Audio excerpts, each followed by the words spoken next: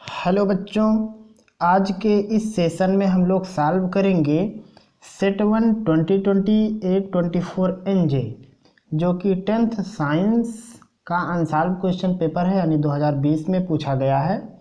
और आज हम लोग इसका फर्स्ट पार्ट सॉल्व करेंगे, यानी फिजिक्स वाला पार्ट सॉल्व हम लोग करेंगे। उसके बाद अगले वाले पार्ट में केमिस्ट्री, फिर बायो, इस प्रकार से हम लोग सॉल्व करेंगे। तो यहाँ पे देखिए क्वेश्चन नंबर 1 है इसका, और इसका पहला वाला प्रश्न है, किस दर्पण के सामने किसी वस्तु को रखने पर उसका प्रतिबिंब वास्तविक उल्टा व आकार में कुछ छोटा बनेगा। तो यह क्वालिटी होती है केवल अवतल दर्पण में। अवतल दर्पण में ही प्रतिबिंब वास्तविक उल्टा और छोटा बन सकता है, वो ये वाला है। और हमने ये वाला पूरा चैप्टर रिकॉर्ड किया है, उसमें मतलब स्टेप बाय स्टेप एक एक चीज़ है। आप प्लेलिस्ट में जा कर के आप मतलब पूरा A to Z चीज़ सीख सकते हो। चैप्टर का नाम है लाइट रिफ्लेक्शन एंड रिफ्रैक्शन, प्रकाश परावर्तन एवं अपवर्तन करके चैप्टर है, उसमें आप पूरा सीख सकते हो। यहाँ है आपका क्वेश्चन नंबर 1 का सेकंड पार्ट। एक लेंस के सामने रखी किसी वस्तु का प्रतिबिंब उसी लेंस से वस्तु की अपेक्षा 3 गुनी दूरी पर बनता है। प्रतिबिंब का आवर्धन है, तो आवर्धन कितना होगा? 3 गुना। क्यों होगा? क्योंकि आवर्धन का एक फार्मूला होता है V/U होता। तो जब 3 गुना ज़्यादा डिस्टेंस पर हो जाएगा तो आवर्धन भी 3 गुना आएगा। और उसके बाद अगला प्रश्न देखो, सब सिंपल है। अगला प्रश्न है, किसी विद्युत परिपथ में बहने वाली धारा का मात्रक है। यहाँ पे आपके पास 4 ऑप्शन है, एम्पियर है, वाट है, ओम है, वोल्ट। तो ये एम्पियर वाला पार्ट करेक्ट, क्योंकि इलेक्ट्रिक करंट की जो यूनिट होती है वो एम्पियर होती है। अगला प्रश्न है, परिवर्तनशील चुंबकीय क्षेत्र के कारण किसी चालक में उत्पन्न प्रेरित विद्युत धारा की दिशा का आकलन निम्नलिखित नियम से किया जा सकता है। तो जो प्रेरित धारा होती है उसको हम लोग फ्लेमिंग के राइट हैंड साइड से चेक करते हैं, और वो यहाँ पे आपका चौथा वाला ऑप्शन है। तो ये थे कुल क्वेश्चन नंबर 1 में कुल 4 पार्ट, और इन चारों पार्टों का जो ऑप्शन करेक्ट था हमने उस पर निशान लगा दिया है, और आप इन सभी प्रश्नों को लिख लीजिएगा। क्वेश्चन नंबर 2, इसका फर्स्ट पार्ट, एक पारदर्शी कांच से बने घनाकार गुटके जिसकी भुजा 4 सेंटीमीटर है की तली पर स्थित एक काले बिंदु की आभासी गहराई की गणना कीजिए, जबकि कांच का अपवर्तनांक 1.6 है। तो देखिए इसका सलूशन।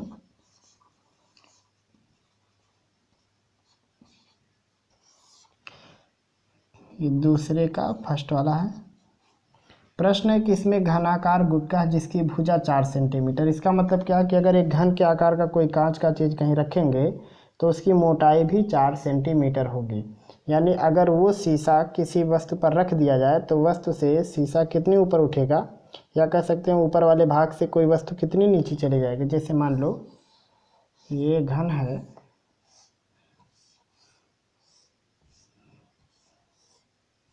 इस प्रकार का, और इसकी ये साइड है 4 सेंटीमीटर, तो हर एक साइड 4 होगी इसकी। तो अगर मान लो यहाँ नीचे कोई चीज़ है रखी हुई है, तो इस साइड से कितना नीचे है अगर ये पता करना, तो जितनी इसकी साइड है उतनी नीचे होगी।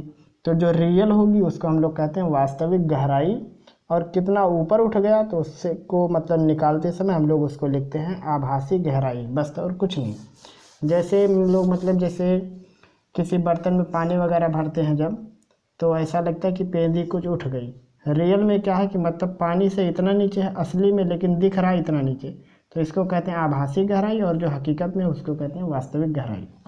बस इतना सा काम है और कुछ नहीं इसमें। तो यहाँ कांच का अपवर्तनांक दिया, तो यहाँ पे लिखेंगे एक सिंपल ऐसा ये बात याद रखे रहना, फार्मूला टाइप। अपवर्तनांक का मतलब होगा वास्तविक गहराई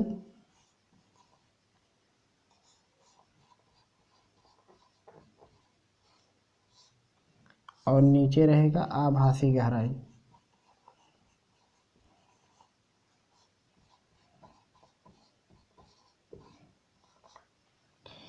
अपवर्तनांक है 1.6, वास्तविक गहराई यानी 4 सेंटीमीटर, और नीचे रहेगा आभासी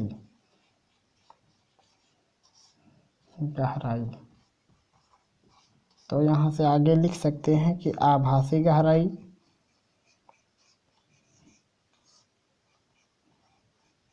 क्या कितना नीचे है वो एक ही बात है। आभासी गहराई बराबर हो जाएगा 1.6 नीचे आ जाएगा, यानी 4 और 1.6, तो ये हो जाएगा 40/16, यानी 40 हो जाएगा और 4 चौको 16, और ये हो जाएगा कट जाएगा 2 पंचे 10, 2 दूनी 4, यानी आएगा 2.5 सेंटीमीटर। यानी जो यहाँ पे लिखा है कि तली पर स्थित कोई काला बिंदु, यानी शीशे के ठीक नीचे जो काला बिंदु 4 सेंटीमीटर के नीचे है, वो रियल में मतलब जो 4 सेंटीमीटर नीचे दबा हुआ है शीशा रखने पर वो दिखेगा कि 2.5 सेंटीमीटर नीचे, यानी वो नीचे से ऊपर उठ जाएगा, कुछ ऐसा उसमें मतलब कह सकते हैं इफेक्ट आएगा। और बस इतना ही इसमें कैलकुलेशन करना था, बाकी कुछ नहीं है। और उसके बाद अगला वाला प्रश्न देखिए, सब छोटा छोटा है। सॉल्यूशन नंबर है दूसरे का सेकंड। इसमें प्रश्न है कि एक उत्तल लेंस की फोकस दूरी 20 सेंटीमीटर है, इसकी क्षमता ज्ञात कीजिए। तो एफ की वैल्यू है, अगर उत्तल लेंस है, अगर उत्तल है तो फोकस दूरी प्लस में रहेगा,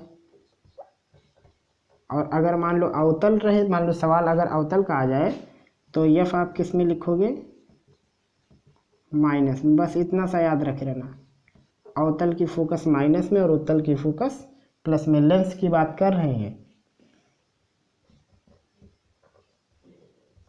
उत्तल लेंस और ये अवतल लेंस, और दर्पण भी हो तो कोई बात नहीं है, सेम सेम चलता है, अवतल में माइनस उत्तल में प्लस। तो उसके बाद अगर मान लो आपको वो निकालनी है क्षमता,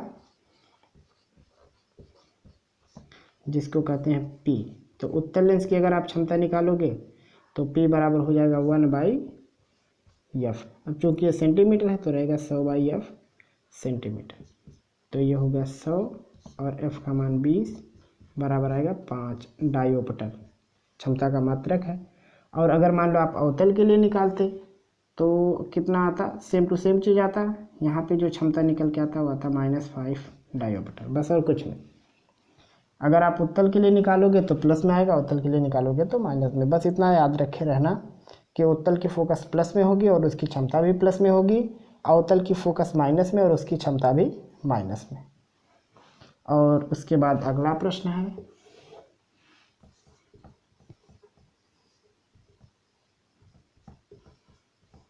सॉल्यूशन दूसरे का थर्ड पार्ट। एक विद्युत परिपथ में किसी चालक में बहने वाली धारा का मान है 10 एम्पियर, यानी इसमें I की वैल्यू दी हुई है, करंट जिसको कहते हैं 10 एम्पियर, और उसके बाद प्रति सेकंड कहा है, यानी T का मान 1 सेकंड है। निकालना है इसमें इलेक्ट्रॉनों की संख्या, यानी n की वैल्यू निकालनी है, जिसको हम लोग कहेंगे इलेक्ट्रॉनों की संख्या।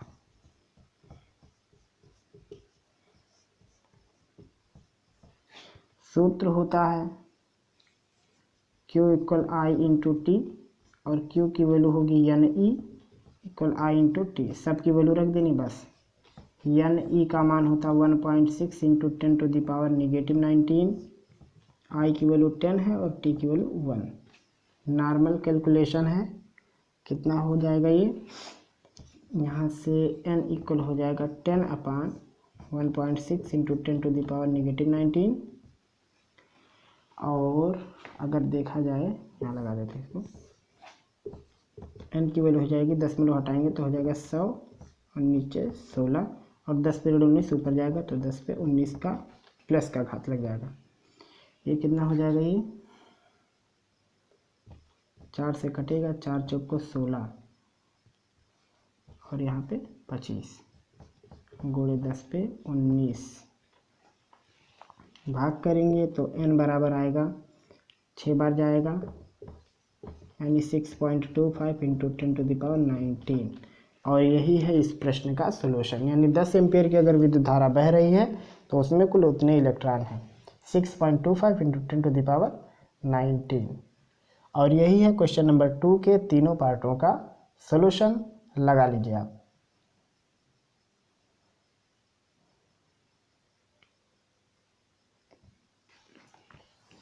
क्वेश्चन नंबर 3 का फर्स्ट पार्ट, एक ऑटो वाहन में पीछे से आने वाले किसी अन्य वाहन को देखने के लिए 6 मीटर वक्रता त्रिज्या वाला एक उत्तल दर्पण लगा है।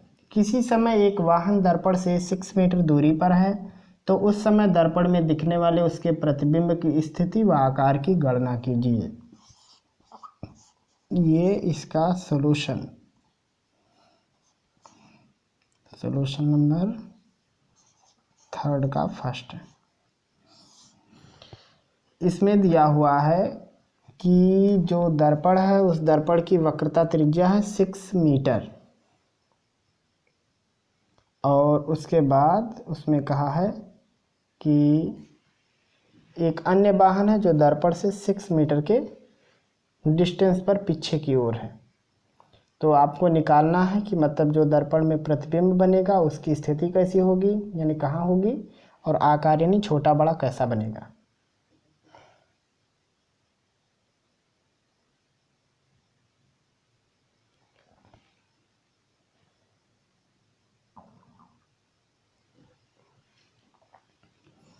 तो इस प्रश्न में कहा है कि वाहन को देखने के लिए 6 मीटर वक्रता त्रिज्या वाला एक उत्तल दर्पण लगा हुआ। तो यहाँ पे फोकस दूरी कितनी हो जाएगी, सिंपल कैलकुलेशन करते हैं।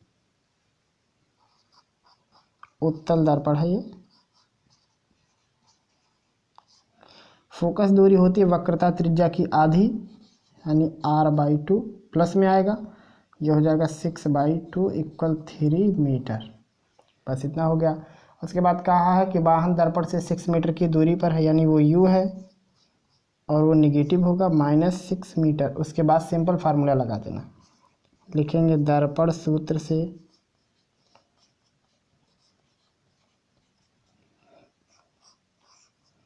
One by F equal 1/v plus 1/u।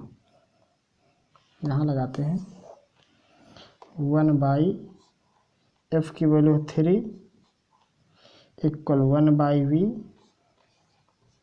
Plus u की वैल्यू है -6, इस साइड आके प्लस हो जाएगा, तो 1/v इक्वल हो गया 1/3 प्लस 1/6 या 1/v इक्वल एलसीएम दोनों का 6 ही आएगा, तो यहाँ हो जाएगा ये 2 प्लस 1/6, 1/v इक्वल हो जाएगा 3/6,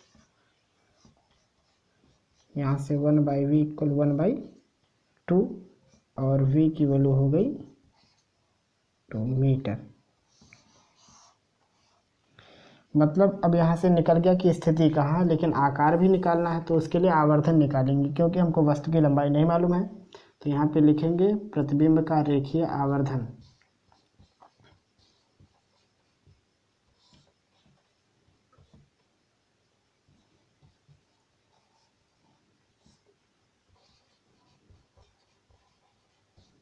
आवर्धन यम इक्वल होता है v/u, मैग्नीट्यूड में निकाल देते हैं।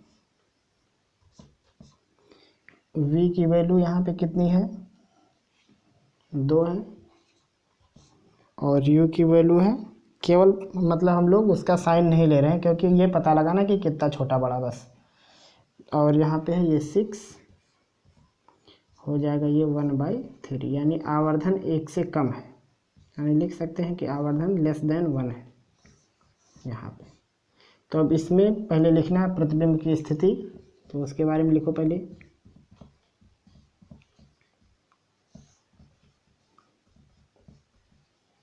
प्रतिबिंब की स्थिति मतलब प्रतिबिंब कहाँ है, तो प्रतिबिंब ये चूंकि प्लस है तो लिखेंगे दर्पण से पीछे 2 मीटर की दूरी पर।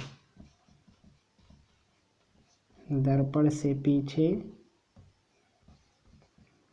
2 मीटर की दूरी पर। एक उत्तर हो गया।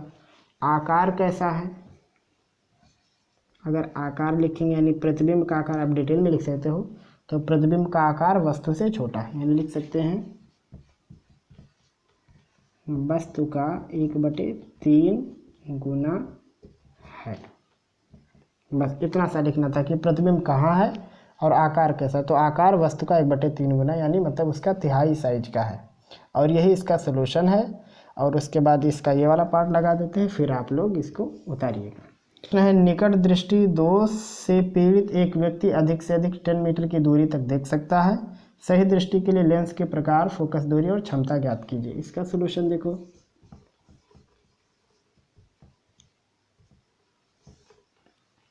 तो इसमें कहा है वस्तु अधिक से, ये मतलब व्यक्ति अधिक से अधिक 10 मीटर की दूरी तक देख सकता है। तो हमेशा जब आप निकट दृष्टि दोष को लगाओ या मतलब दूर दृष्टि दोष को, तो एक बात याद रखे रहना, जो मतलब कर सकते हैं वो वी होता है, जो करना चाहते हैं वो यू होता है। आप ऐसे इसको दिमाग में रखे रहिएगा, प्रश्न बड़े आसानी से लग जाएगा। तो यहाँ देख सकते हैं 10 मीटर की दूरी पर ये वी है, और देखना चाहते हैं मतलब आँख को सही करना चाहते हैं, यानी इनफाइनाइट डिस्टेंस देखना चाहते हैं, वो आपका यू रहे। जो देखते हैं वो वी, जो देखना चाहते हैं वो यू, बस इतना याद रखना है। तो यहाँ पे ये जो दिया है ये v दिया है, और v रहेगा यहाँ पे -10 मीटर। क्यों रहेगा देखो, मतलब अगर लेंस से 10 मीटर की दूरी तक वस्तु को देख सकते हैं, तो चूंकि लेंस यहाँ लगा है, तो अब यहाँ से चल करके किरणें इस साइड चलेंगी, और डिस्टेंस नापने के लिए आप इधर आओगे, तो इसलिए ये वाला डिस्टेंस माइनस लेना है, बस और कुछ नहीं। तो यहाँ पे v हो गया -10 मीटर, और अगर मान लो सुधार करना है, सही से देखना, तो ये हो जाएगा अनंत यहाँ पे। और उसके बाद आप लेंस का फार्मूला लगा दो। तो लेंस का फार्मूला क्या होता है, 1/f = 1/v - 1/u। तो 1/f = 1/-10 - 1/∞। तो 1/∞ 0 होता है, तो यहाँ से f इक्वल हो गया -10 मीटर, यानी -10 सेंटीमीटर, ये सॉरी माइनस में 10 मीटर का फोकस दूरी लगेगा। और माइनस कहने का मतलब अवतल लेंस लगेगा। तो पहला आ गया कि लेंस का प्रकार कैसा लगेगा, अवतल, फोकस दूरी कितनी होगी -10, और उसके बाद निकालना क्षमता। तो क्षमता P बराबर होता है 1/f, चूँकि ये मीटर में है तो ऐसे रहने देते हैं। 1f का मान -10, तो आएगा 0.1 डायोप्टर माइनस में। तो आप इस प्रश्न के उत्तर में लिख सकते हो कि मतलब सही दृष्टि के लिए -10 सेंटीमीटर फोकस दूरी वाला अवतल लेंस लगेगा, जिसकी क्षमता होगी -0.1 डायोप्टर। और यही है इस प्रश्न का सॉल्यूशन।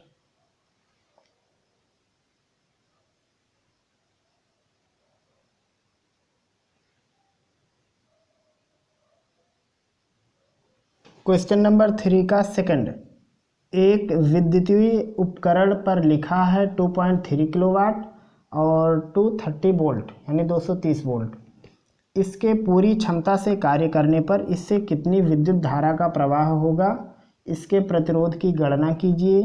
ये भी गणना कीजिए कि यदि इसे 10 घंटे तक कार्य करने दिया जाए तो इससे कितना किलोवाट घंटा का विद्युत ऊर्जा व्यय होगा। सॉल्यूशन तीसरे का सेकंड, और बहुत आसान है। इसमें ये जो लिखा हुआ इसको कहते हैं शक्ति P। तो ये P इक्वल है 2.3 किलो वाट। तो इसको जब वाट में बनाएंगे तो 1000 से गुणा करना पड़ेगा, यानी जब 2.3 × 1000, एक जीरो से दशमलव हट जाएगा तो ये हो जाएगा 2300 वाट। और उसके बाद यहाँ पे वोल्टेज दिया V 230 वोल्ट, और उसके बाद का इससे कितनी विद्युत धारा बहेगी। तो सूत्र होता है P = VI। तो यहाँ से I इक्वल होगा P/V। P की वैल्यू है 2300 और यहाँ 230, तो कट जाएगा तो आएगा यहाँ पे कितना 10 एम्पियर, यानी इससे कुल 10 एम्पियर की विद्युत धारा बहेगी। फिर इसमें पूछा कि प्रतिरोध का भी मान बताओ। तो R इक्वल होता है V/I। तो यहाँ पे V है 230 वोल्ट और I निकाल लिए हैं 10 एम्पियर, तो R का मान आएगा 23 ओम। ये सब आप लैंग्वेज में भी लिख सकते हो।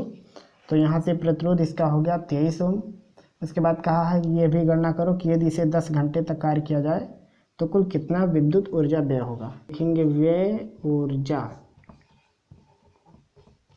बराबर होगा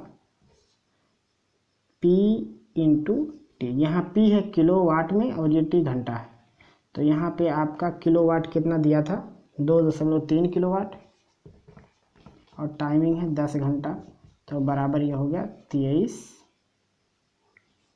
किलोवाट घंटा, जिसको कहते हैं यूनिट, यानी ये है 23 यूनिट। और यही है इस प्रश्न का सलूशन। तो मेरे ख्याल से आपको ये क्वेश्चन नंबर तीसरे का सेकंड समझ में आया है। बिल्कुल आसान था। इसमें शक्ति दिया है, वोल्टेज दिया है, आई पूछा तो आई बराबर पी बटे वी, आर पूछा तो आर बराबर वी बटे आई, व्यय ऊर्जा पी इंटू टी, यहाँ पी किलोवाट में है और टी घंटे में है। तो जब किलोवाट और घंटा रहेगा तो यूनिट आएगा, और वाट और सेकंड रहेगा तो जूल में निकल के आ जाएगा। बस इतना याद रखना है। क्वेश्चन नंबर 3 के सेकंड पार्ट में ऑप्शनल प्रश्न था, उसमें देखो आगे लिखा है लोहे के तार की लंबाई L1, अनुप्रस्थ काट का क्षेत्रफल A1 व प्रतिरोध 5 ओम है। यदि इसका तापक्रम बिना बदले इसकी लंबाई 2 गुना कर दें जिससे इसके आयतन में कोई अंतर ना हो तो नए तार के प्रतिरोध की गणना कीजिए। तो यहाँ पे दिया है प्रथम स्थिति, ऐसा करके आप लगाएंगे सवाल तो अच्छा रहेगा। लिखेंगे प्रथम स्थिति,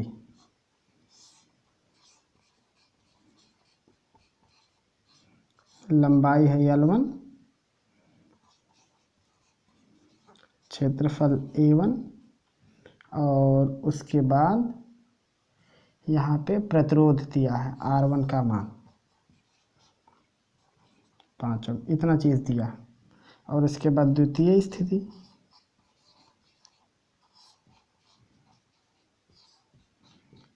सेकंड वाले पोजीशन में अगर जब काम करेंगे हम लोग तो इसमें कहा कि 2 गुना लंबाई बढ़ा दिया, तो अभी भी आयतन वही रहेगा जो कि मतलब पहले वाला आयतन था। तो इसमें लिख देंगे कि लंबाई अब क्या हो गई, नई वाली L2 हो गई है, क्षेत्रफल A2 हो गया, और प्रतिरोध जो निकला वो हो गया R2। तो सिंपल लिखेंगे L1 A1 बराबर L2 A2। यहाँ कारण क्या लिख सकते हो कि आयतन में परिवर्तन नहीं हो रहा है, इसलिए L1 A1 बराबर L2 A2, क्षेत्रफल गुणे लंबाई माने आयतन होता है। तो यहाँ पे प्रश्न में आगे कहा है कि जो ये लंबाई है, ये लंबाई पहले वाले की डबल हो गई है, तो यहाँ हो जाएगा ये L1 A1, L2 की जगह पर रहेगा 2L1 और ये A2। समझ में आ रहा है।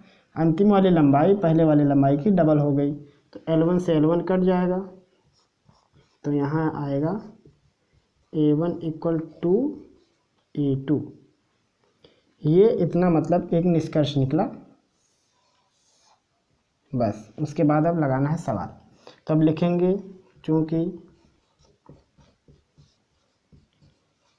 प्रतिरोध R इक्वल होता है रो L बाई ए, तो रो ये जो है आपका ये पदार्थ के मटेरियल पर डिपेंड करता है जो कि चेंज नहीं हो रहा है, तो आपका रो कांस्टेंट रहेगा। तो यहाँ लिखेंगे इसलिए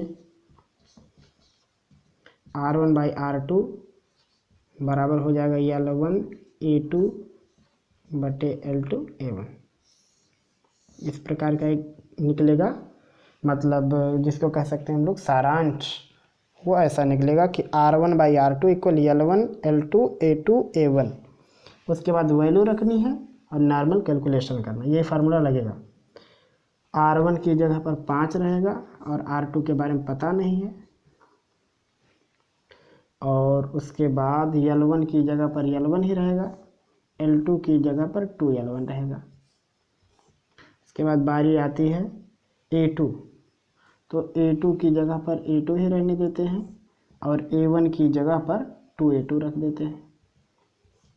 तो हमने जो जो किया वो लिख देंगे। L2 की जगह 2L1 लिखे हैं और A1 की जगह पर 2A2, बस इतना सारा काम हुआ। L1 से L1 कैंसिल, A2 से A2 कैंसिल, तो हो जाएगा 5 बाई R2 इक्वल 1/2 1/2, तो यहाँ से 5/R2 इक्वल हो जाएगा 1/4, और उसके बाद क्रॉस गुणा करेंगे तो R2 इक्वल आएगा 20 ओम, और यही आंसर है। यानी बाद में जो प्रतिरोध बन जाएगा वो 20 ओम हो जाएगा। सिंपल प्रश्न था, सिंपल कैलकुलेशन है, लगा दीजिए इसको।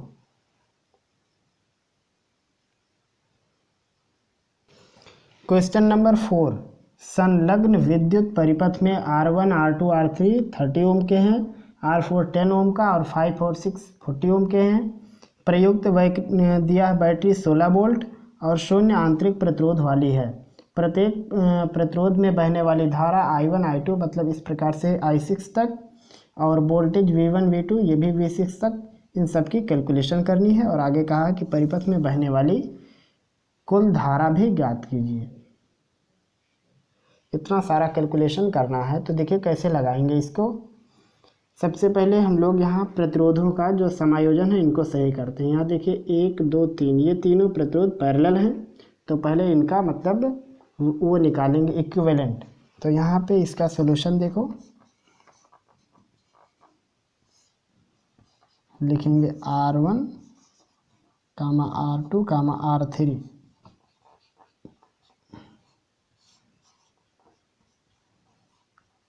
समांतर श्रेणी में, समांतर श्रेणी, गलत हो गया, समांतर क्रम में हैं। लिखेंगे इसलिए, अब समांतर क्रम में उल्टा लिखते हैं तो लिखेंगे इसलिए 1/R1 2 3, तीनों मिला के हो जाएगा 1/R1 1/R2 और 1/R3, यानी 1/30 प्लस 1/30 प्लस 1/30, यानी 3/30 मतलब 1/10। तो यहाँ से R1 2 3 हो गया 10 ओम का।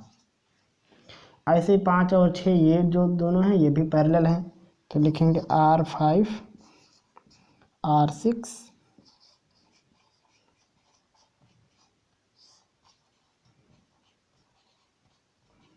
समांतर क्रम में है। लिखेंगे इसलिए 1/R5 6 इक्वल हो जाएगा 1/R5 प्लस 1/R6, और 5 और 6 की वैल्यू 40, तो ये हो जाएगा 1/40 प्लस 1/40 इक्वल 2/40, मतलब हो जाएगा ये 1/20। तो यहाँ से R5 ये मतलब 5 और 6 की वैल्यू आ जाएगी 20 ओम, मतलब इन दोनों का इक्विवेलेंट आया 20। अब यहाँ ये वो और ये तीन के तीनों सीरीज में हैं, यानी श्रेणी में, तो लिखेंगे R1 2 3 और R5 6 मिला के, और उसके बाद उसके बाद 4 लिखेंगे, श्रेणी क्रम में है। और उसके बाद लिखेंगे इसलिए R अगर निकालें जो कि तुल्य प्रतिरोध है तो सब जोड़ के आएगा, तो ये हो जाएगा R1 2 3 प्लस R5 6 और प्लस R4।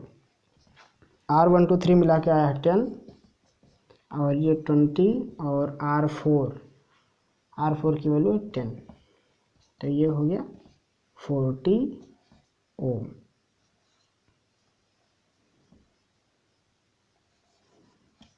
हो गया R इक्विवेलेंट, मतलब पूरा मिला के इसमें 40 ओम का प्रतिरोध लगा हुआ। तो अब ये जो बैटरी है, बैटरी 16 वोल्ट की है, तो ये जो 16 वाली वोल्ट है, मतलब इससे कुल कितना करंट फ्लो होगा ये कैलकुलेट किया जा सकता है। यानी अगर I निकालेंगे तो I बराबर V/R लिखेंगे।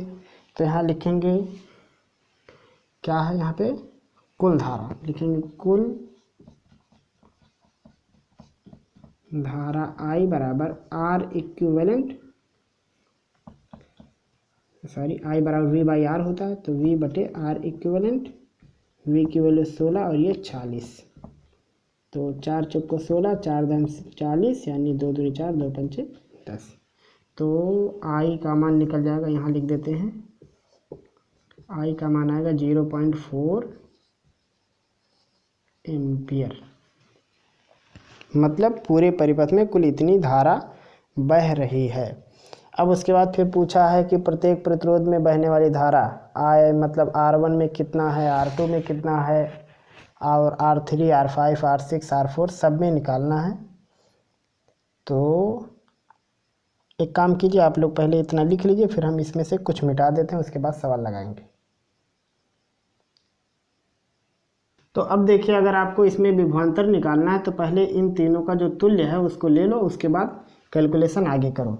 तो यहाँ पे लिखेंगे मतलब V1, V2 और V3, चूँकि ये तीन के तीनों बराबर होंगे और ये कितना होगा, V बराबर IR, तो I आया हुआ है और R कौन सा लेना, जो इन तीनों का इक्विवेलेंट है वो है R123, ये हो गया 0.4 और R123 की वैल्यू आई है 10, तो ये इक्वल हो जाएगा 4 वोल्ट,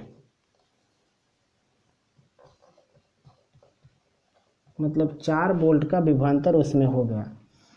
तो यहाँ तो निकल गया और उसके बाद बारी आती है यहाँ की कि यहाँ पे कितना है, ये कैसे कैलकुलेट करें।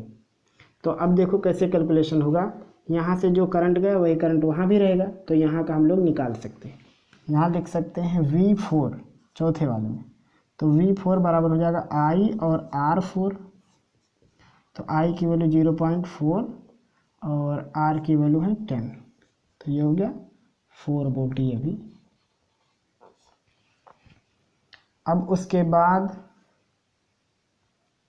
कुल कितना वोल्ट बचा, 16 था, तो 16 वोल्ट अगर वहाँ पे था तो 4 वोल्ट यहाँ ख़त्म हो गया, 4 वहाँ ख़त्म हो गया 8, तो यहाँ पे आ गया 8 वोल्ट। तो यहाँ पे हम लोग लिख सकते हैं कि V5 और ये जो V6 है ये 8 वोल्ट है।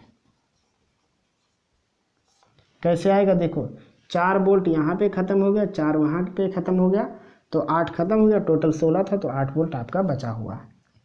अब देखिए, अगर आपको निकालना है I1, I2, I3 तो कितना होगा, I1 बराबर होगा, I2 बराबर होगा और I3 बराबर होगा। तो अब यहाँ से जाने वाली करंट 3 रूट में बट गई है, तो कुल करंट में 3 से भाग कर देंगे, कुल करंट है 0.4 और इसमें 3 से भाग कर देंगे तो आएगा ये 4/30 यानी 2/15 एम्पेयर। उसके बाद अगर निकालना है I4, तो I4 निकाला जा सकता है, I4 में यही करंट जाएगा, तो वो है 0.4 एम्पियर। उसके बाद अगर निकालना है कौन सा करंट, निकालना है I5 का और I6 का, तो ये जो करंट इसके अंदर आएगा ये 2 भाग में बट गया है, तो हो जाएगा ये 0.4/2 इक्वल 0.2 एम्पियर। तो यहाँ से आपको सबका वोल्टेज मालूम हो गया, सबके अंदर करंट कितना है आपको हर एक चीज़ मालूम हो गया। बस इतना ही इस प्रश्न में करना था। तो मेरे ख्याल से आपको ये प्रश्न समझ में आ गया होगा। अगर कोई भी कन्फ्यूजन होगा तो आप हमें ज़रूर बताएंगे। फिर मिलेंगे हम लोग इसके अगले पार्ट में, तब तक के लिए खुदा हाफिज़।